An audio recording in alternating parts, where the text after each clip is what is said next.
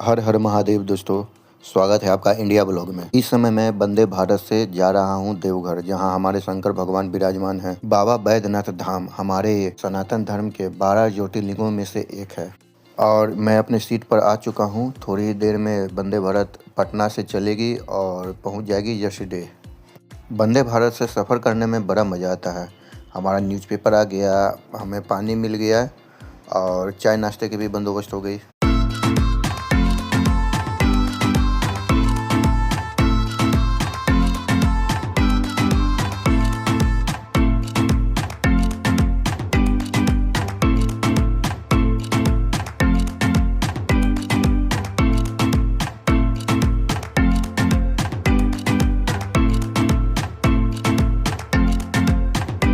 वंदे भारत में automatic door लगे होते हैं। यहाँ बटन दबाइए खुल जाएगा। इसका टॉयलेट भी बहुत ही साफ़ सुथरा है।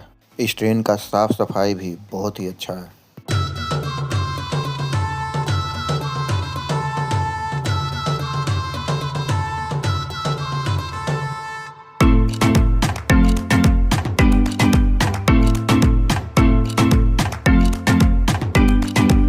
तो दोस्तों पहुँच चुका हूँ जसीडीह स्टेशन। वंदे भारत 2.5 घंटा लेट पहुँचाई है यहाँ। यहाँ से देवघर करीब 6 किलोमीटर दूर है।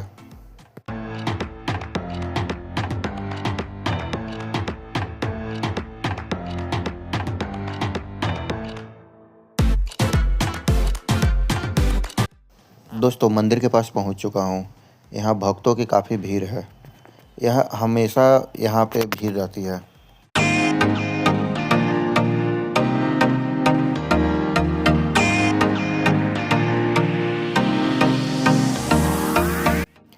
यहाँ शिव भक्तों के लिए ड्रेस मिल रहा है। यहाँ काफ़ी बड़ा मार्केट है। यहाँ रहने के लिए होटल मिल जाएगा, आपको खाने के लिए रेस्टोरेंट मिल जाएगा। यहाँ किसी तरह की कोई समस्या नहीं होगी।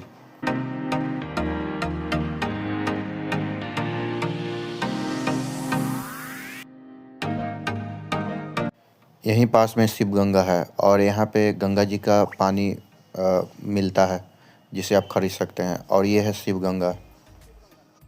मंदिर में पूजा करने से पहले भक्त यहाँ शिव गंगा में स्नान करते हैं, तभी पूजा करने जाते हैं।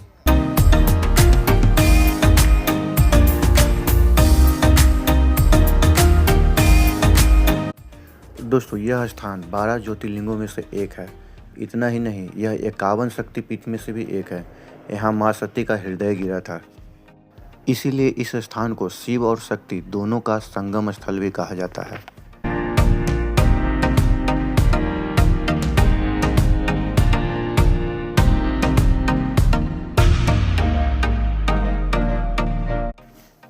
यहाँ 2 तरह से आप एंट्री कर सकते हैं। एक है साधारण लाइन से एंट्री कीजिए, जो सामने पुल दिख रहा है, आप यहाँ से एंट्री कर सकते हैं साधारण लाइन के लिए। या आप वीआईपी एंट्री भी कर सकते हैं। उसमें 500 रुपया आपको लगेंगे और वीआईपी एंट्री होगा, जिसमें कि आपको दर्शन थोड़ा समय से पहले हो जाएगा। मतलब साधारण लाइन वालों से पहले आपको दर्शन हो जाएगा।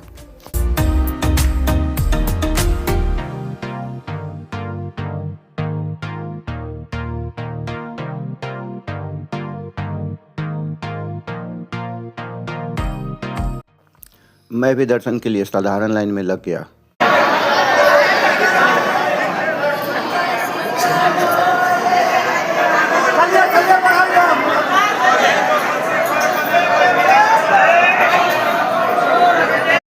कहा जाता है कि एक बार रावण भगवान शिव को प्रसन्न करने के लिए तपस्या कर रहा था।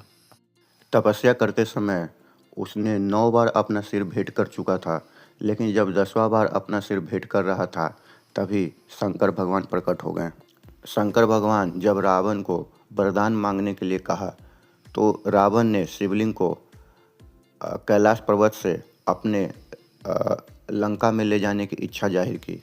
शंकर भगवान रावण की बात मान लिए, लेकिन एक शर्त के साथ। भगवान ने रावण के साथ यह शर्त रखा कि वो रास्ते में कहीं भी अगर शिवलिंग को रखेंगे तो वहाँ उनका अस्थाई स्थान हो जाएगा और हमेशा के लिए वहीं पे रहेंगे। जब सारे देवताओं को पता चला कि भगवान शिव कैलाश पर्वत से जाने वाले हैं, तो सभी भगवान दुखी हो गए। तो उन्होंने भगवान विष्णु को समाधान निकालने के लिए कहा। विष्णु भगवान वरुण देवता को रावण के पेट में जाने को कहा।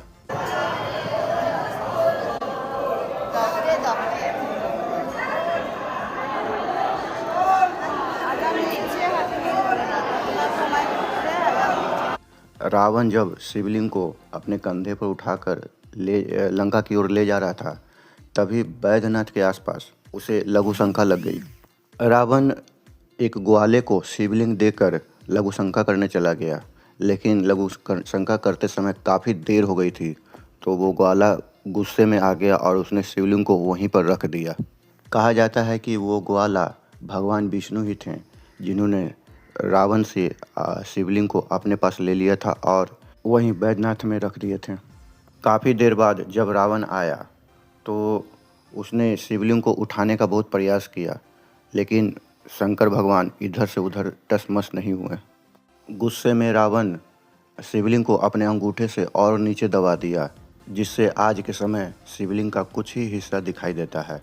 उस समय उस शिवलिंग की पूजा ब्रह्मा, विष्णु और अन्य देवताओं ने किया और बैद्यनाथ धाम की स्थापना किया।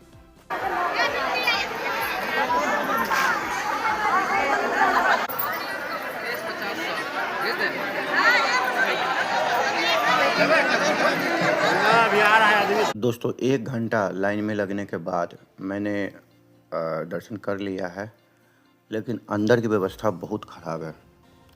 अंदर में काफ़ी भीड़ रहती है, काफ़ी मंदिर के अंदर में बहुत फिसलन है। अगर गलती से आप पिछल गए तो समझ जाइए आपका टांग टूटना तय है। सभी लोग शिवलिंग को छूना चाहते हैं, सारे श्रद्धालु शिवलिंग को घेर कर बैठे हुए हैं, जिसके कारण दूसरे श्रद्धालुओं को शिवलिंग को छूने में काफ़ी परेशानी हो रही है। काफ़ी ज़्यादा भीड़ है, अंदर में बहुत परेशानी है। इसके अलावा मंदिर के अंदर में जगह जगह मतलब पैसे मांगे जा रहे हैं, बहुत ख़राब व्यवस्था है।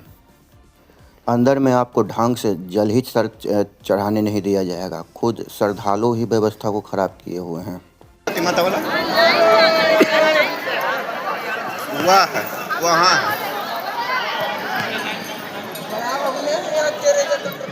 शंकर भगवान पर जल चढ़ाने के बाद अब पार्वती माता पर भी जल चढ़ाना होता है, और बगल में ही माँ पार्वती का मंदिर है। यहाँ भी आपको लाइन लगना पड़ेगा और अंदर जाकर जल चढ़ाना है।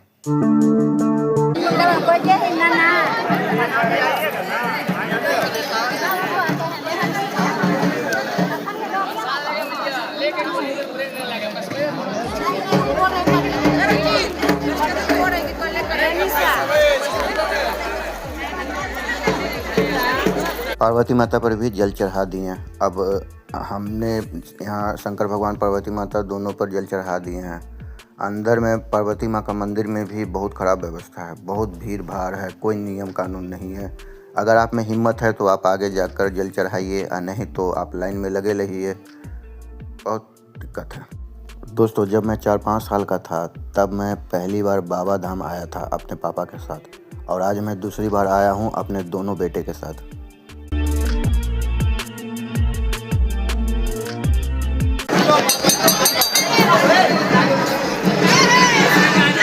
यही है पार्वती माता का मंदिर। ना कोई नियम कानून है, ना कुछ है, हर जगह पैसे मांगे जा रहे हैं। आप में हिम्मत है तो लाइन में बीच में लग कर जाइए, दर्शन कर लीजिए।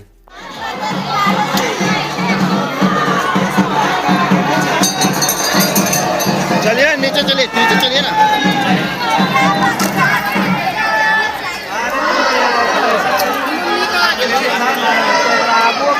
तो पीछे टक्कर है तो हम क्या करें। चलिए नीचे चलो। निर्मल रतन कहाँ है? रतन तो यार निर्मल किधर है? निर्मल किधर है? दोस्तों ये जो आप सामने पुल देख रहे हैं, इसी से दर्शन करने जाया जाता है। यही सीधे मंदिर में चला जाता है।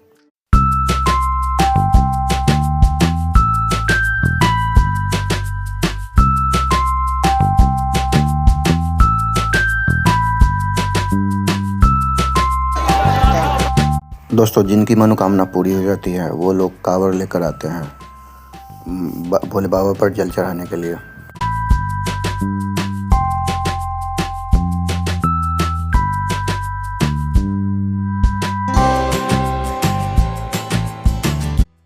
दोस्तों कहा जाता है कि जब माँ सती राजा दक्ष के यज्ञ में भगवान शिव का अनादर सुने तो गुस्से में उन्होंने आत्मदाह कर लिया। उसके बाद पूरे ब्रह्मांड में हाहाकार मच गया। जब भगवान शिव वहां पहुंचे तो माँ सती के शव को लेकर गुस्से में तांडव करने लगे, जिससे पूरे संसार में प्रलय आने लगी। उस समय भगवान विष्णु ने अपने सुदर्शन चक्र से माँ सती के शव को 51 टुकड़ों में काट दिया। वो 51 टुकड़े 51 अलग अलग जगहों पर गिरी तो वो 51 शक्तिपीठ बन गई। यहाँ देवघर में भी माँ सती का हृदय गिरा था, इसीलिए ये भी एक 51 शक्तिपीठ में शामिल हो गया।